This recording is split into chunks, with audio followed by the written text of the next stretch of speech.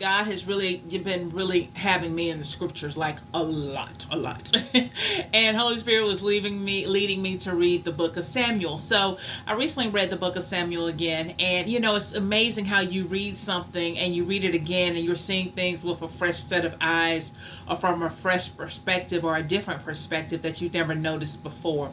And one thing I will say that I noticed in the book of Samuel was reminded of, were the two times that David had the opportunity to kill Saul.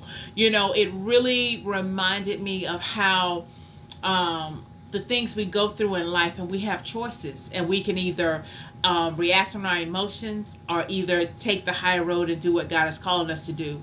For those who you don't know, Saul was the king, and God had chosen David to replace Saul because of his waywardness.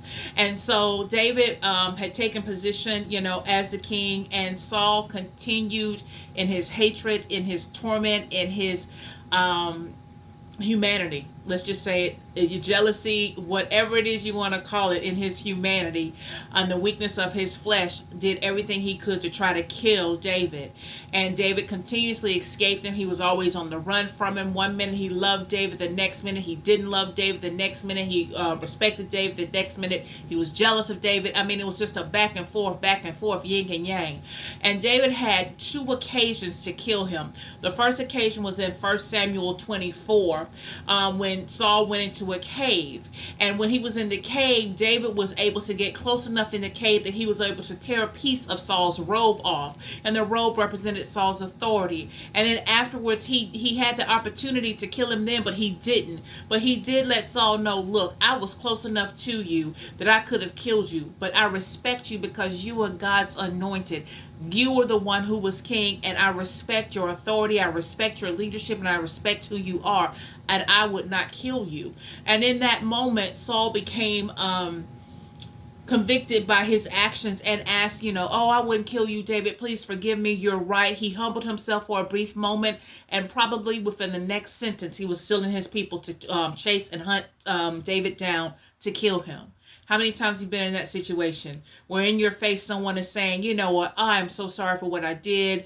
I am so sorry. Forgive me. Please, let's move forward. Let's heal and mend from this. And 2 seconds later, there they are again, back doing the very same thing they just said they wouldn't do, right?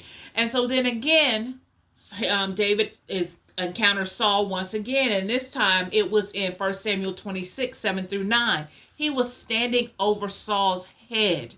His people were saying, Saul was asleep on the ground. The people around Saul didn't even hear David and his men coming up on him, and his man rather, and his servant coming with him, approaching them rather, and they said, kill him. The servant was like, you're standing right here. His spear is right there. Kill him. He said, I can't kill him.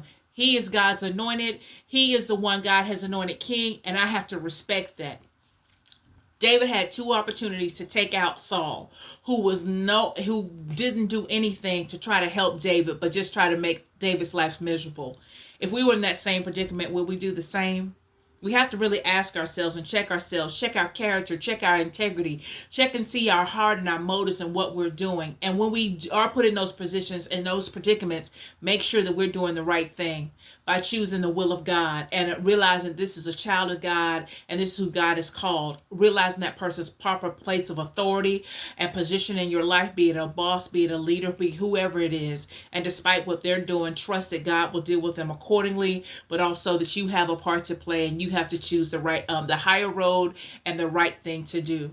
I pray today that when you come in these situations and these circumstances come up against you, that you will be able to make the right decisions, taking that higher road and trusting God. And even if you mess up and you allow your flesh to take over and your emotions to take over and you take matters in your own hand, at that time, dust yourself off, ask God for forgiveness, and move forward, and allow Holy Spirit to strengthen you next time. Then when you encounter something like this, you won't react, but you will just trust and believe God. This is Judy Mason. Walk in the greatness of God, who God calls you to be.